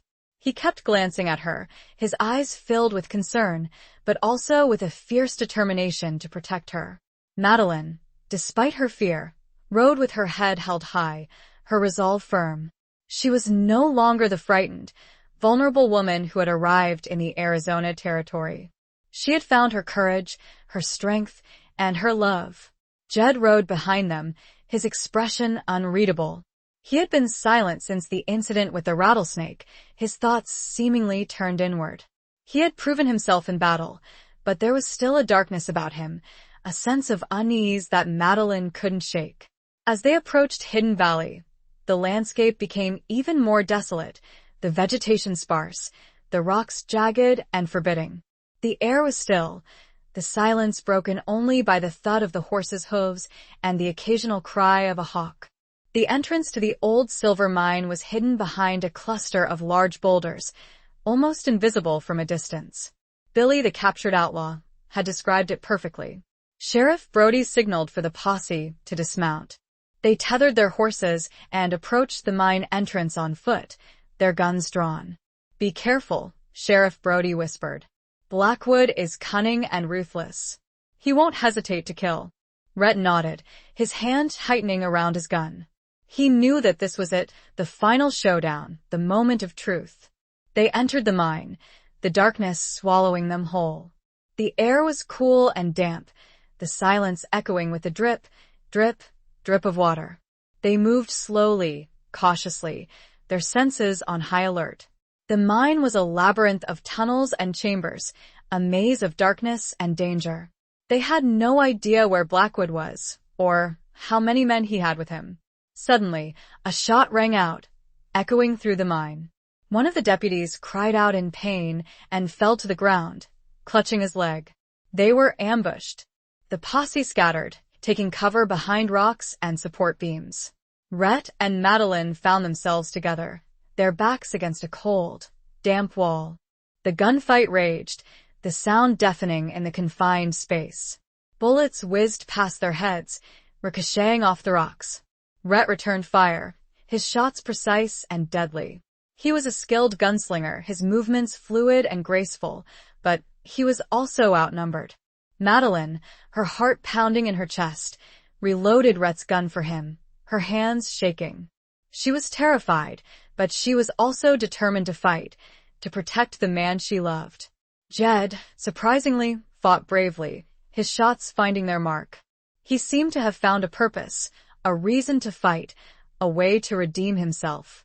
Sheriff Brody, despite his wounded leg, continued to lead the charge, his voice booming through the mine, urging his men on. The battle seemed to go on forever, a chaotic dance of death in the darkness. The air was thick with the smell of gunpowder and blood. Suddenly, a figure emerged from the shadows, his face obscured by a bandana. It was Blackwood. He was tall and imposing, his eyes cold and ruthless. He held a gun in each hand, his movements quick and deadly. Well, he said, his voice a low growl. "Looks like we have some visitors." He fired at Rhett, the bullets narrowly missing him. Rhett returned fire, but Blackwood was too quick, dodging the shots. Blackwood and Rhett engaged in a deadly duel, their guns blazing, their movements a blur. It was a clash of titans, a battle of wills, a fight to the death. Madeline watched in horror, her heart in her throat. She knew that Rhett was a skilled gunslinger, but Blackwood was a legend, a killer with a reputation for being unbeatable. The past they had both been running from had caught up, and the fate that awaited was shrouded in gun smoke and uncertainty. It seemed that only one would be walking out from the deep dark the mine provided. Chapter 16. The Hidden Valley of Second Chances. The gunfight between Rhett and Blackwood raged on, the sound echoing through the mine, the flashes of gunfire illuminating the darkness. It was a deadly dance, a ballet of bullets, a test of skill and nerve. Madeline watched, her heart pounding in her chest, her breath caught in her throat. She wanted to help, but she knew that she would only be in the way. She had to trust Rhett, trust in his skills, in his strength, in his love for her. Suddenly, Blackwood managed to disarm Rhett, his bullet grazing Rhett's gun hand, sending his revolver spinning away into the darkness. Rhett stumbled back, his hand bleeding, his eyes filled with pain and frustration.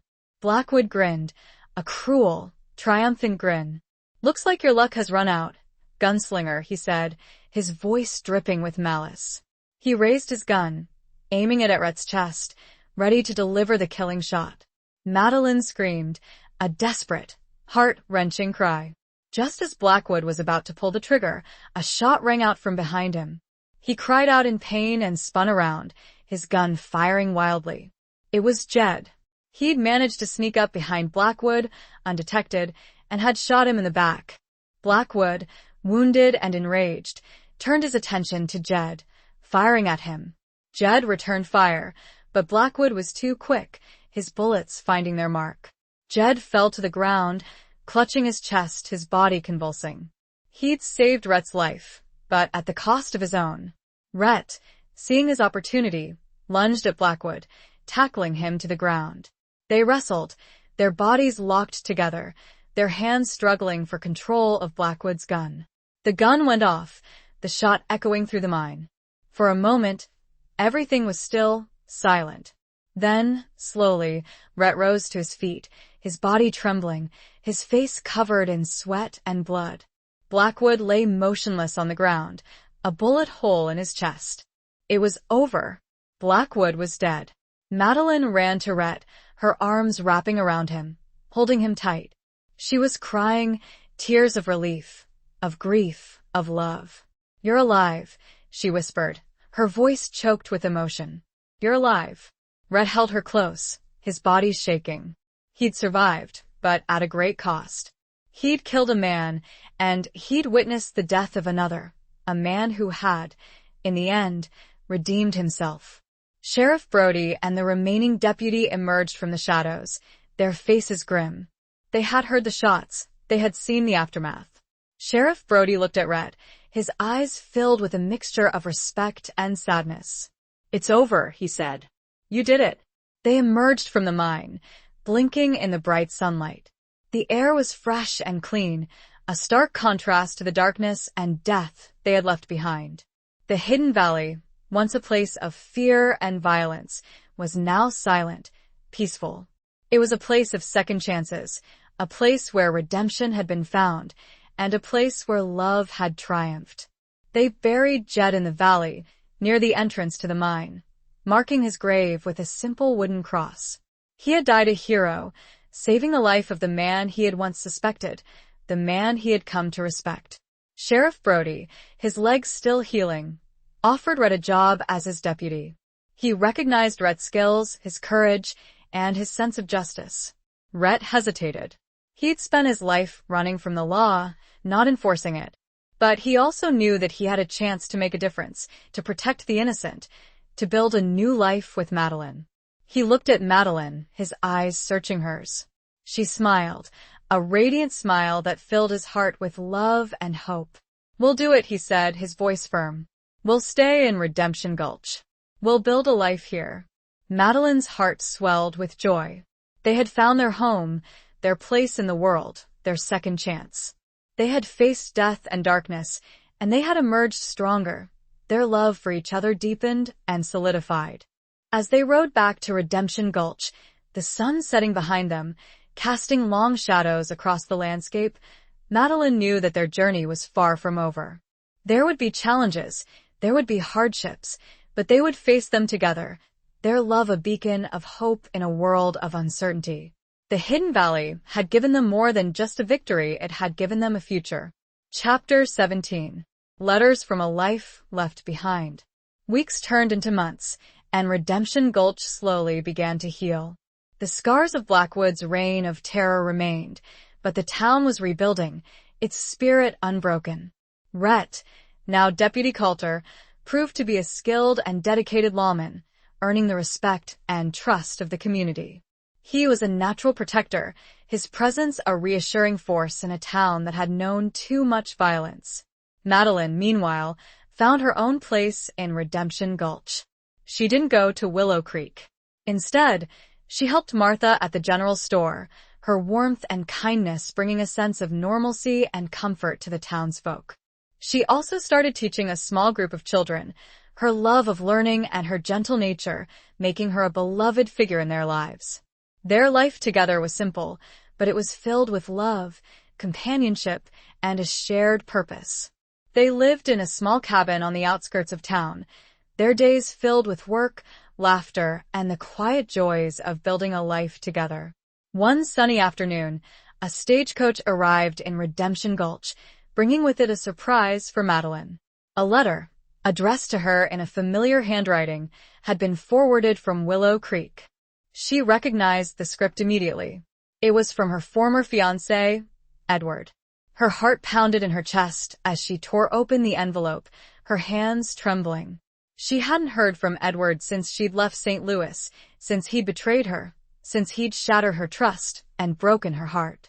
The letter was long and rambling, filled with apologies, excuses, and pleas for forgiveness. Edward claimed that he'd made a terrible mistake, that he'd been foolish and immature, that he'd realized too late that Madeline was the only woman he'd ever loved. He begged her to come back to St. Louis, to give him another chance, to resume their engagement. He promised her a life of comfort and security, a life of luxury and ease.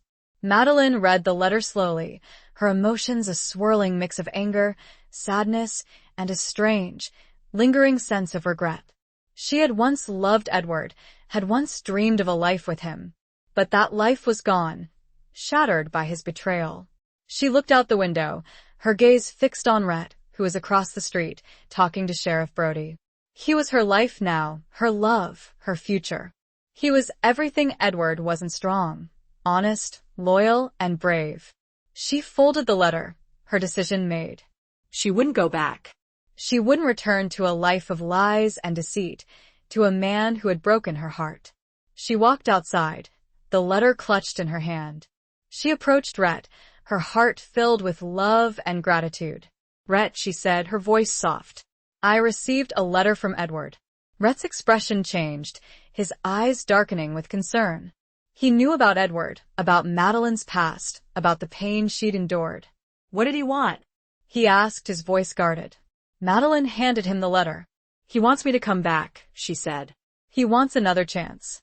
Rhett read the letter, his face hardening with each word. He crumpled the paper in his hand, his anger evident. "He doesn't deserve you," he said, his voice rough. "He's a coward and a liar." Madeline nodded, her eyes filled with tears. "I know," she said. "I'm not going back. I'm staying here with you." Rhett pulled her close, his arms wrapping around her, holding her tight. "I love you, Madeline," he said, his voice thick with emotion. "I love you more than anything in the world." "I love you too, Rhett," she whispered, her heart overflowing with love and gratitude. They stood there, in the middle of the dusty street, their love a beacon of hope in a world that had often seemed cruel and unforgiving. They had found each other, they had found their home, and they had found their future. That evening, Madeline wrote a reply to Edward. It was short and to the point. She told him that she was happy, that she had found a new life, that she had found a man who loved her and respected her. She wished him well, but she made it clear that she would never return to him. She sealed the letter, a sense of closure washing over her. She had finally put the past behind her, had finally freed herself from the chains of betrayal and regret. She and Rhett burned both letters, Edward's plea and her reply, in the fireplace, watching the flames consume the paper, the words turning to ash. It was a symbolic act, a cleansing ritual, a way of letting go of the past and embracing the future. It was a new beginning, a life filled with love, with respect, and with a future that was no longer uncertain. The letters were gone, but the words that had been exchanged between them, these would linger. Chapter 18. The Showdown at Sunset Ridge. Life in Redemption Gulch settled into a comfortable rhythm. Rhett and Madeline were happy, their love for each other growing stronger with each passing day. They were respected members of the community, their presence a source of comfort and security. However, the peace was shattered one crisp autumn morning. A rider galloped into town, his horse lathered and exhausted, his face pale with fear. He brought news that sent a chill down everyone's spine. A small ranch outside of town had been attacked. The family, homesteaders who had recently arrived in the territory, had been brutally murdered. Their cattle had been rustled, and their home had been burned to the ground. The rider, A neighboring rancher who had discovered the scene was certain it was the work of outlaws. But not just any outlaws. He'd seen a distinctive marking on one of the horses left behind, a black snake coiled around a dagger. It was the mark of Silas Blackwood's gang. Sheriff Brody, his face grim, his eyes filled with anger, knew that this was a challenge, a declaration of war. Blackwood was back. Or at least his legacy was. Someone was carrying on his work, terrorizing the territory and mocking the law. "We have to stop them," Sheriff Brody said, his voice firm. "We have to find them and bring them to justice." Rhett, his hand resting on his gun, nodded in agreement. He knew that this was their responsibility, their duty. They couldn't let these outlaws continue their reign of terror. Madeline, her heart filled with fear and concern, watched them, her eyes pleading. "Be careful," she said, her voice trembling. Rhett smiled, a reassuring smile. "I will," he said. "I promise." The posse, consisting of Sheriff Brody, Rhett, and 4 other deputies, set out immediately, following the trail left by the outlaws. The tracks led them towards the mountains, towards a rugged and desolate region known as Sunset Ridge. Sunset Ridge was a notorious outlaw hideout, a place of steep cliffs, narrow canyons, and hidden caves. It was a dangerous place, a place where the law had little reach. As they rode, Rhett's thoughts turned to Blackwood, to the showdown in the mine, to the death and destruction he'd witnessed. He knew that this new gang of outlaws was just as ruthless, just as dangerous. He also thought about Madeline, about their life together, about the love that had blossomed in this harsh and unforgiving land. He was determined to come back to her, to protect her, to build a future with her. The trail led them to a narrow canyon, a natural fortress, a perfect place for an ambush. Sheriff Brody, sensing danger, signaled for the posse to dismount and proceed on foot. They crept forward, their guns drawn, their senses on high alert. The silence was oppressive, broken only by the occasional cry of a hawk and the crunch of their boots on the rocky ground. Suddenly, shots rang out from above. They were ambushed, just as they'd feared. The posse scattered, taking cover behind rocks and boulders. Bullets whizzed past their heads, ricocheting off the canyon walls. Rhett and Sheriff Brody found themselves together, their backs against a large rock. They returned fire, their shots echoing through the canyon. The gunfight raged, a fierce and deadly battle. The outlaws had the advantage of higher ground, and they were well armed and well prepared. One of the deputies was killed instantly, and another was wounded. The odds were stacked against them. Rhett, seeing that they were losing, knew that they had to do something drastic. He spotted a narrow ledge, high above the canyon floor, that offered a possible flanking route. "Sheriff," he said, his voice urgent, "I can climb up there and get behind them." Sheriff Brody, his face grim, nodded in agreement.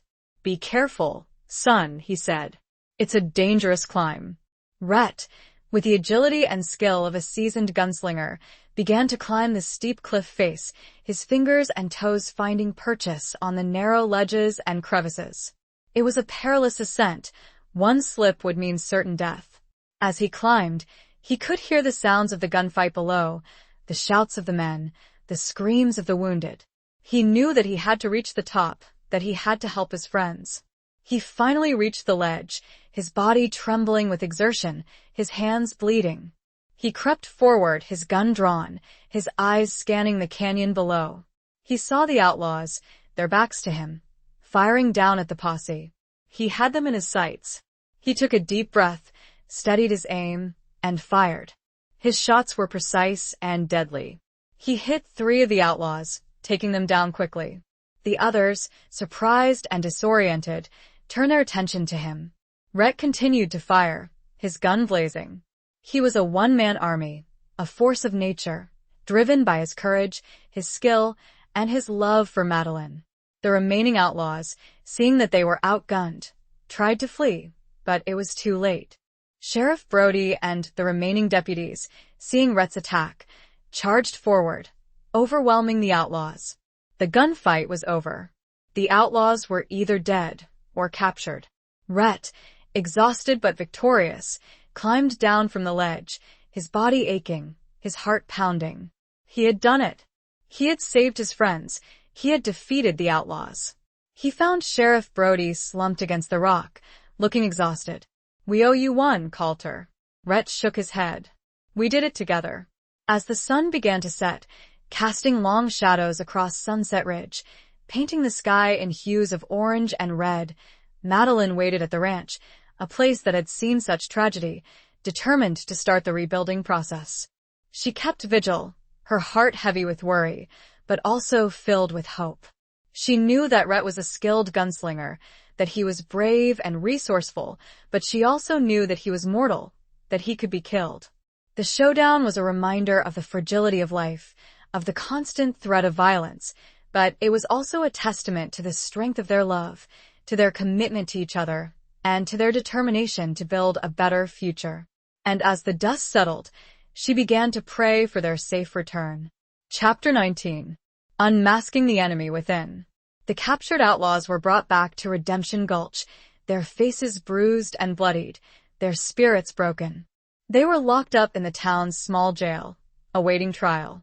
Sheriff Brody, despite his exhaustion and the lingering pain from his leg wound, was determined to interrogate them, to find out who their leader was and who was carrying on Blackwood's legacy. The outlaws, however, were tight-lipped, refusing to reveal any information. They were scared, but they were also loyal to their leader, whoever that might be. Rhett, watching the interrogation, felt a growing sense of unease. Something wasn't right. The outlaws' silence, their fear, it didn't make sense. They were acting like cornered animals, but there was something else, something hidden beneath the surface. He discussed his concerns with Madeline, who had been tending to the wounded deputy and helping Martha prepare food for the posse. "I don't trust them," Rhett said, his voice low. "I think they're hiding something. Something bigger than just a few cattle rustlings and a ranch attack." Madeline, her eyes filled with worry, nodded in agreement. "I feel it too," she said. "There's something wrong, something we're missing." They decided to investigate further, to dig deeper, to uncover the truth. They started by examining the evidence, the belongings of the captured outlaws, looking for any clue, any hint of their leader's identity. They found nothing. The outlaws' possessions were ordinary, unremarkable, offering no insight into their secrets. Then Madeline remembered something. The black snake coiled around a dagger, the mark of Blackwood's gang. She'd seen it before, not just on the horse at the attacked ranch, but somewhere else. She searched her memory, trying to recall where she'd seen it. It was a fleeting image, a vague recollection, but it was there, lurking in the back of her mind. Suddenly, it came to her.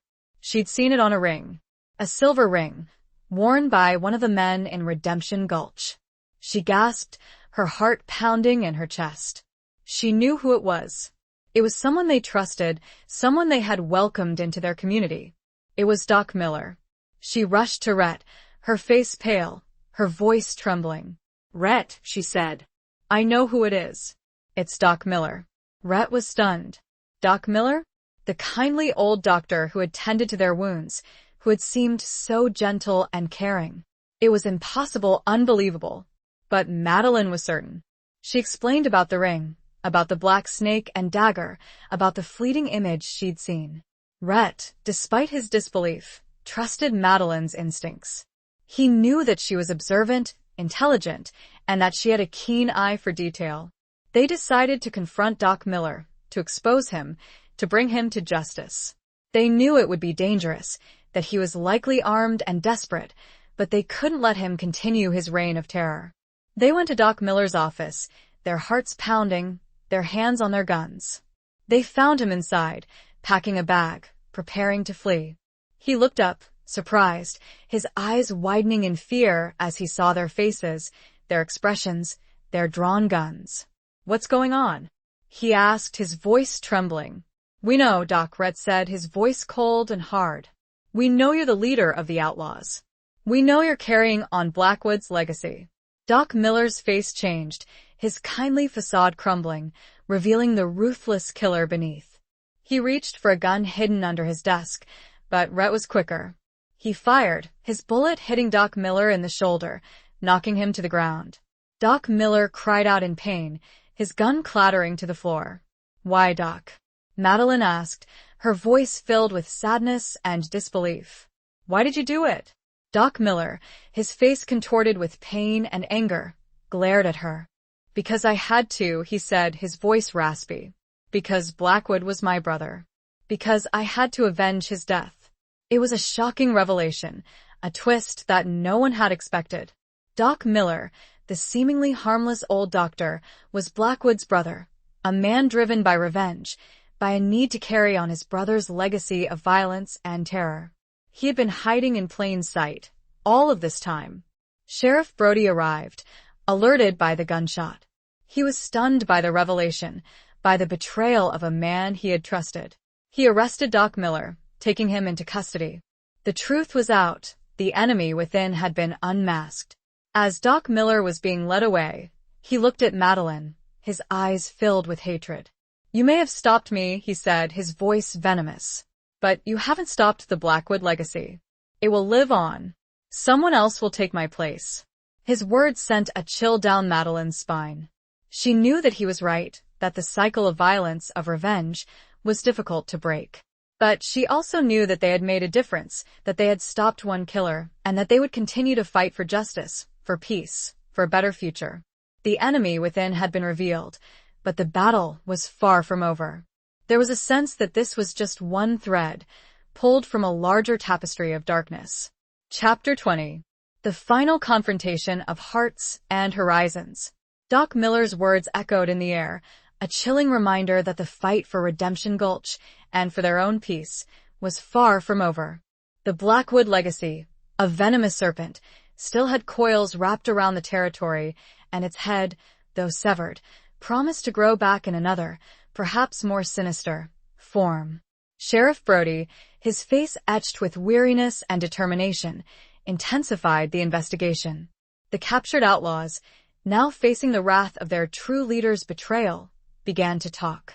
They revealed details of hidden caches of weapons, planned robberies, and a network of informants stretching across the territory. But the most crucial piece of information remained elusive. Who would take Doc Miller's place? Who was the heir to Blackwood's twisted throne? Rhett and Madeline, their bond strengthened by the shared danger and the constant threat, worked tirelessly alongside the sheriff. They scoured the town, questioned informants, and followed every lead, no matter how small. They were driven by a sense of justice, by a need to protect their community, and by a fierce determination to build a future free from fear. One evening, as they were poring over maps and reports in the sheriff's office, Madeline noticed something. A pattern in the locations of the outlaw attacks, a subtle connection that had been overlooked. "Rhett," she said, her voice filled with a sudden urgency. "Look at this. The attacks, they're all along a specific route. A route that leads to Willow Creek." Rhett studied the map, his eyes narrowing. Madeline was right. The attacks weren't random. They were strategically planned, targeting settlements and ranches along the road to Willow Creek, the very town Madeline had been heading to when she'd first met Rhett. A chilling realization dawned on them. Willow Creek wasn't just a target. It was the destination. The new leader of the Blackwood gang wasn't hiding in the shadows. He was waiting for them, in plain sight, in the town that represented hope and a new beginning. They knew they had to go to Willow Creek, to confront the enemy, to end the cycle of violence once and for all. But they also knew that it could be a trap, a final, deadly showdown. Sheriff Brody, despite his wounded leg and his exhaustion, insisted on going with them. He was a man of duty, of honor, and he wouldn't let his friends face this danger alone. They set out at dawn, a small, determined posse, riding towards an uncertain future. The landscape was beautiful, the sky a vast expanse of blue, the air crisp and clean. But beneath the beauty, there was a sense of foreboding, a feeling of imminent danger. As they approached Willow Creek, they saw a sight that made their blood run cold. The town was in flames. Smoke billowed into the sky, and the sounds of gunfire and screams echoed through the air. The Blackwood gang had attacked. They were burning the town, killing the innocent, and spreading terror. Rhett, his face a mask of fury, spurred his horse forward. He was a force of nature, a whirlwind of vengeance, driven by his love for Madeline, by his commitment to justice, and by his need to protect the innocent. Madeline, her heart pounding with fear and determination, followed close behind. She was no longer the frightened, vulnerable woman who had arrived in the territory. She was a warrior, a protector, a woman who had found her strength and her courage. They rode into the town, the scene a chaotic inferno of fire, smoke, and death. The outlaws were everywhere, their faces masked, their eyes filled with cruelty and madness. The final confrontation had begun. Rhett and Madeline, fighting side by side, their love a shield against the darkness, battled the outlaws. They were outnumbered, outgunned, but they were driven by a righteous fury, by a need to end this reign of terror. Sheriff Brody provided covering fire. Suddenly, a figure emerged from the smoke, his face hidden behind a black bandana, his eyes gleaming with a cold, familiar light. He was tall and imposing, his movements quick and deadly. He held a gun in each hand, his aim unwavering. It was the new leader of the Blackwood gang. And as he lowered the bandana, his identity was revealed. It was the last person anyone would have expected. It was Martha, the kindly, widowed store owner from Redemption Gulch. The woman who had offered them food and shelter. The woman who had seemed so gentle and caring. She was the mastermind, the heir to Blackwood's legacy, the true enemy. Martha, or rather, Mara, as her real name was, grinned, a cruel, chilling grin. Surprised? She said, her voice dripping with venom. Did you really think a weak-old woman could run a general store all by herself? I've been waiting for this, planning this for a long time. She revealed that she was Blackwood's sister, not Doc Miller's. Doc Miller had been a pawn, a useful idiot, manipulated and controlled by Mara. She had used her seemingly harmless persona to gather information, to plan the attacks, and to spread fear and chaos. She raised her guns, aiming them at Rhett and Madeline. It's over, she said. The Blackwood legacy will live on. And you will die. The final confrontation of hearts and horizons was at hand. A battle between good and evil, between love and hate, between the past and the future. The outcome would determine not only their fate, but the fate of everyone they held dear. It all came down to this, in a burning town with everything they wanted at stake. Epilogue. The standoff was a tableau of fire and fury. Mara, her eyes blazing with a lifetime of nurtured hatred, leveled her guns at Rhett and Madeline. The air crackled with tension, the scent of smoke and gunpowder mingling with the bitter tang of betrayal. You were so close, Mara hissed, her voice a venomous whisper that cut through the roar of the flames. So close to having your happy little life. But the Blackwoods, we always finish what we start. Rhett stood firm, his body shielding Madeline's, his gaze locked on Mara's. He'd faced death before, but this was different. This was about more than survival. This was about protecting the woman he loved, about safeguarding the future they had fought so hard to build. It ends here, Mara, Rhett said, his voice low and steady, a calm counterpoint to the raging inferno around them. You've lost. Mara laughed, a harsh, brittle sound that echoed through the burning town. Lost? I haven't even begun. She fired, the bullets whizzing past Rhett's head. He returned fire, his shots precise and deadly, but Mara was quick, dodging the bullets with a practiced ease. Madeline, her heart pounding in her chest, knew that she couldn't just stand there. She had to do something. She spotted a loose plank near Mara's feet, part of a collapsed building. With a surge of adrenaline, she lunged forward, kicking the plank with all her might. The plank flew through the air, striking Mara's legs, throwing her off balance.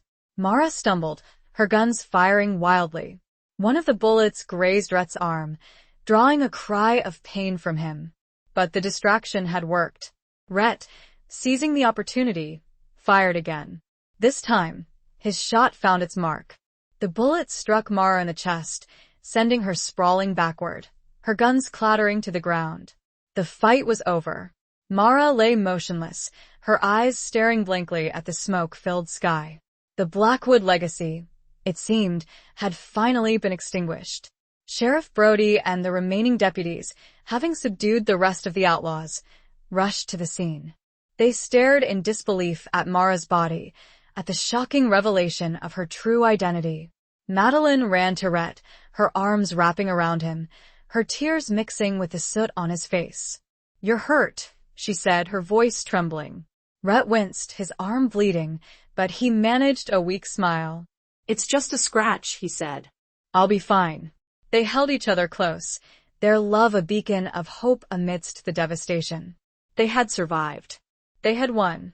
The fire in Willow Creek was eventually extinguished, the town severely damaged but not destroyed. The residents, shaken but resilient, began the long process of rebuilding. Rhett and Madeline, their names etched in the annals of the territory as heroes, returned to Redemption Gulch. Rhett continued his work as deputy, his presence a symbol of law and order, of justice and protection. Madeline, her heart filled with a newfound purpose, dedicated herself to helping the people of Willow Creek. She organized relief efforts, raised funds, and eventually, she fulfilled her dream of becoming a teacher, opening a small schoolhouse in the rebuilt town. They never forgot the sacrifices that had been made, the lives that had been lost. They honored the memory of Jed, of the fallen deputies, and of all those who had suffered at the hands of the Blackwoods. Years passed. Redemption Gulch and Willow Creek prospered, the scars of the past slowly fading, replaced by a sense of hope and renewal. Rhett and Madeline, their love enduring, their bond unbreakable, built a life together, a life filled with purpose, with community, and with the quiet joys of a love that had weathered the storms of the wild frontier. They had children, a boy and a girl, who grew up hearing the tales of their parents' bravery, of their fight for justice, and of their unwavering love. One evening, as they sat on the porch of their cabin, watching the sunset paint the sky in hues of orange and red, Madeline turned to Rhett, her eyes filled with love and gratitude. "We did it," she said, her voice soft. "We found our home. We found our future." Rhett smiled, his hand reaching out to take hers. "We did," he agreed. "Together." And as the stars began to appear in the vast, darkening sky, they knew that their journey, though fraught with danger and hardship, had been worth it. They had found their place in the world, their piece of paradise, their own hidden valley of second chances, where love had blossomed amidst the ashes of the past, and where the future stretched out before them, bright and full of promise. The end.